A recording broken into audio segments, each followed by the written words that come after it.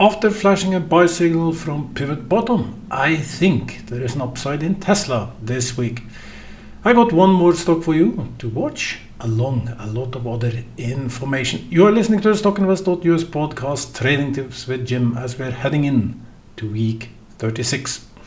Last week, Nasdaq fell by 0.92%, so not much. Will it continue this week, or will it push back upwards? We'll also try to answer that question in just a few minutes. Dow Jones went up by almost 1%, ending at a record of 41,563 points. As I said, it's a new week. We start the week with the Labor holiday, so the first trading will be tomorrow. By the way, last week I said I thought that the week would maybe start green and red, and argued for these with the numbers coming, etc. Notice that I believe it was Monday, maybe even Tuesday, the markets were a little up, then down, ending also Friday up. So it was not exactly like I thought it would be, but Nasdaq ended, as I suggested, in red. This week, a lot of new challenges ahead. Not so much news, not so much quarter results, but we are in a situation where the markets has to make up their mind where they will move. Because if we look at the chart for Nasdaq, for instance, we can tell that Nasdaq hit the top again just under 18,000, going slightly downwards, has the potential to pull upwards and establish a new top above previous top. But still, it will just be within a horizontal trend. It needs to break that all-time high around 18,700 to really confirm that we will be back in an upwards trend. Until that happens, everything in this chart says that Nasdaq will go down as we move towards the rest of the year. There is absolutely nothing in the chart saying that we are heading for further long upturn. It might be a short one, hitting next resistance just above 18,000 for Nasdaq. Tons of resistance above there. Maybe it can peak a little bit over, but it needs a significant break of the trend to show that we will head for stronger upturn. Reading charts for years and years and years, this looks like a classic situation to me, where we will have small upturns. We believe things will be good, but in the long run we can just tell that things slightly get worse. Anyway, there have been 4 very good months, for instance, for Dow Jones. Nasdaq been a little bit up and down. The major tech companies, the Magnificent Seven, most of them actually lost in August. I think the average was more than 10% for the major stocks. And we know Nvidia, despite having record results last week, fell, also as I suggested. Here are the key takeaways for the week ahead of us. Today will be a day off. Tomorrow we will have GitLab and Zscaler coming with their quarter results. Wednesday will be the one day that you should pay a little attention to, because we will have job opening numbers, and we will have C3 AI numbers for everyone following AI. Our system suggests that there will be a either plus minus 6.9% move for C3 AI on the day of quarter results. So if the quarter results will come in after market, I didn't check if it was after or before market, but expect after the release of the quarter results that you will have a move for 6.9%. Last week we had a suggested change, for instance, for Nvidia for 3.96 or something like this after quarter results. It was quite point on. ChargePoint will also have quarter results on Wednesday. The same will $3. Thursday will be more interesting numbers, because we will have jobless claims numbers, followed by Duco, quarter results of Duco, and favorite of mine, NIO, which we just traded a few weeks back. And NIO is suspected to have a change of plus minus 10%. So if you get the correction correct, you can be in for a 10% gain, or in worst case 10% loss. We will see how NIO will move on quarterly results Thursday. Friday will be maybe the most interesting day in my opinion, because we will have unemployment numbers for August. The experts, they believe that for the first time in months after months, the unemployment will actually go down from 4.3 to 4.2, so we will see a reduction in total unemployment rate. I will not be surprised if they have to rethink this and that it either will stay at 4.3 or go up to 4.4. I expect huge acceleration in unemployment as we move forward. We've been going up from 3.6 all the way up to 4.3. We see that the expert thinks it will be 4.2%. Why is this so important? Because it has to do with how Fed will handle interest rates. If unemployment rate goes up, so there is an argument for Fed, for instance, to cut by 0.5% instead of 0.25%. The market should, in theory, like this. Now, if the unemployment rate goes up, there is less argument for Fed to cut interest rates, and you read pages up and down that everything is about the interest rates moving forward. I'm not so sure about that. We can very well be in a situation where interest rates are being cut, but market is also falling. We'll not give an explanation in this podcast. Why? Because we'll try to make it a shorter one. Oil at $73 after falling $3 per last week, down 4% for the oil. And I argued a lot for oil. Personally, I said a lot of different oil stocks have reduced quite much. As you remember, I reduced my portfolio quite much in oil, but still hold some because of the good dividend payouts. Gold, $2,529, down $20 for the gold, or less than 1% last week. We are still heading. We reached the first target, so 2,500. You heard me say it years ago. 2,500 was the target. Took a little longer than I expected.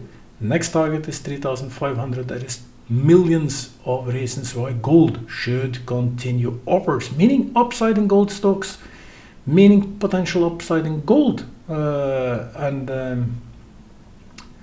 It is a little depending where you are in the world, because gold is listed in dollars, so how you can calculate the upside. But in general, I believe gold, as the world continues to be on the edge, to continue upwards.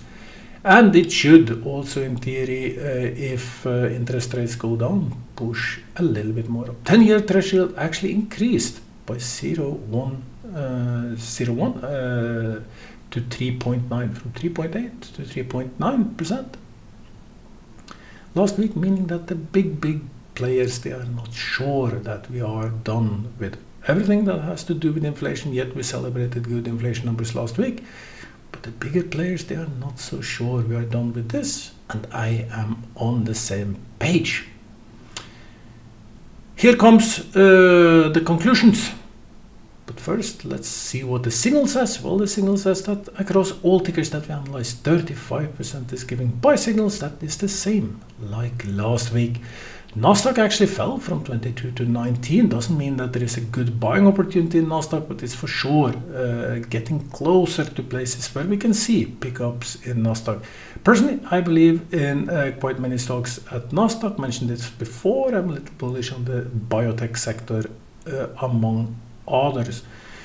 New York Stock Exchange down from 55 to 48. Had to happen. It was way too high, but it was some of the heavyweighters on New York Stock Exchange making it hold a percent gain, while many stocks actually fell on New York Stock Exchange last week. London stays the same at 33% buy signals. Frankfurt from 37 to 51% buy signals. They are celebrating in Germany, but that is going to be short.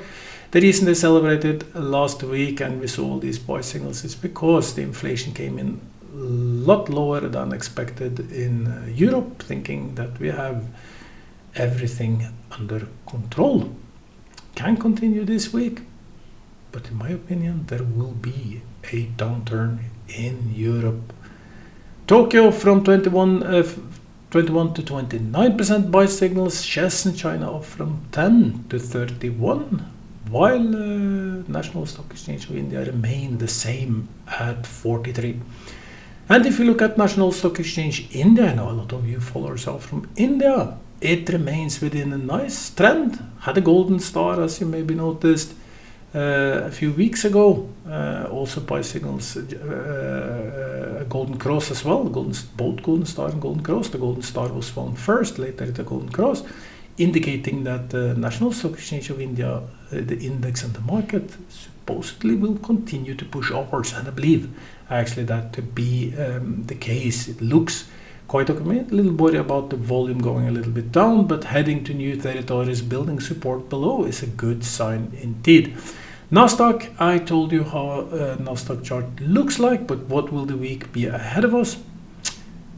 Hard to say. There is an overweight of still strong buy signals, has buy signals from the moving average in the short and the long term. So it's a fair chance it will push up. If it pushes up, it will hit first resistance at 18,300. That I think will be where you start to see things getting heavy, 18,300 to 18,500 points. I have to come to a conclusion. Will it go up? Will it go down? Last week I bet it on a down. It went down. Before that I bet it on down when it went up. Not an easy task to do. What you should know is that in general I think that many stocks are poisoned for an upturn in Nasdaq, especially if you manage to pick those with low PE ratio, which already been hammered over the last 2 years. Market mostly been driven by the big players. If you're able to play on this, I think there is a fair chance of a good upside. We'll mention two. Already mentioned Tesla. We'll mention one more, which gave buy signal. For the market ahead of us, I think that we will see some upturn moves. Short trading week, 4 days only. My bet goes that it will be yet another red week on Nasdaq. I think we might see an upturn, could be as strong as to 18,000. I think the Friday will be the telltale of how things will end. So I'm not sure it will be a very volatile week, but my bet goes for a red week. Hopefully I'm wrong, we will just see. I'll tell you next week. I told you, Tesla. Tesla has a buy signal from a pivot point. Usually that's a good sign. And it looks to me like it's a fair chance. NIO will come with numbers, as I said, on Thursday. So a lot of things will affect also Tesla in these numbers. Both are in the Chinese market, and the Chinese market will tell a lot about the upside or downside. So Tesla, I think, could be a solid bet. I found one more stock. I mentioned biotech already, and Pfizer also have a buy signals from a pivot bottom. So I think Pfizer has the opportunity of doing good, meaning that checking prices today, and by end of week, I believe it's higher, will be higher than the end of the week. It might be a small rally, depend on how Friday will be, but we will follow these two stocks and see if there actually was a potential trade in these two stocks. I just say they look good right now. Seems like an upside, should be able to squeeze out a few percentages. Who knows? You just have to check them out. We're getting very, very close to the $1,000 challenge, where I started with $1,000. This podcast been on for years. Before that we had a much bigger portfolio, doing very well, made quite nice money in the portfolio, but I changed the concept a year ago, going into something called a $1,000 challenge, where I took $1,000 to see how fast I could grow it. We were up at almost $4,000, at 3,000 some 4,500 we went into, or I went into NIO. Pushed up to almost $4,000. Not sure if it touched it, but it was very, very close. And the NIO bets seemed to be totally right. Then it fell apart due to different weakenings in the markets, some shock days in the market. And eventually it was just cut from a nice profit, took a loss in NIO. Then I went into Fate Therapeutics and bought Fate Therapeutics last Monday at 341. No, I have to think, was it last Monday? No, it was not last Monday, the Monday before. After Neo, I got into Fate, saying that I think Fate had a good upside. And it was really nice. We made 13% last week, but I said I will still stay in Fate, but I think it might be a ugly week, and I might sell Fate at a good opportunity, but I would list it on the YouTube video when and if I sold. Didn't list anything, meaning that I kept Fate. Fate ending the week at 367 means that it actually fell last week by a little bit. Currently the profit in Fate is 7.62%. I believe there is quite huge upside in Fate, and I think current level is a good level. We will sit a little bit more in Fate, gambling on that it will be one of these stocks which will hold good, even though market may not do the very best. As I said, I don't expect much volatility, and in this environment I think there is a room for Fate. So Fate is still in the $1,000 challenge, which currently holds a value of $3,273. So $1,000 has become $3,273.94. I am a little disappointed. We should be much higher than this. I look forward to the place where I will start to split into two different stocks to not be so dependent, and we start to gear up everything.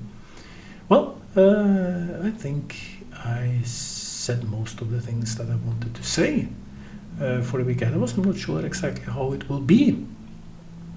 My arguments are still that war industry is a super place to be. You just read everywhere that no, arm up, go into war industry, sit a little safer, be a little bit solar. I told you gold is a good place. I even think oil still holds quite much upside. The one thing about these stocks and sectors and industries which I mentioned is that they have a tendency of paying nice dividends, which means that no, your stock maybe not move so much up, but you get dividend ticking in every month if you're in a monthly dividend stock, or quarterly, half a year, or one time per year. Personally, I'm in a few Norwegian oil stocks, for instance, seeing heavy dividends getting paid now and then, and I just reinvest the dividends in to the markets.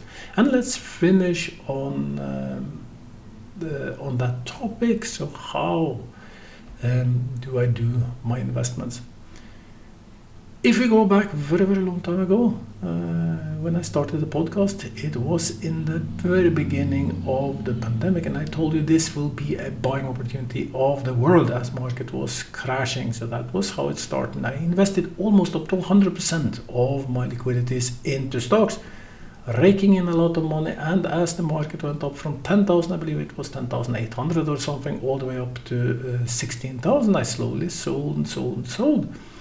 And over the last few years, I actually haven't increased. I've been a little up and down as I've seen markets been good. Last time it was heading down again. I bought a little bit because I saw the upside, but currently only some 30+% is invested in the market.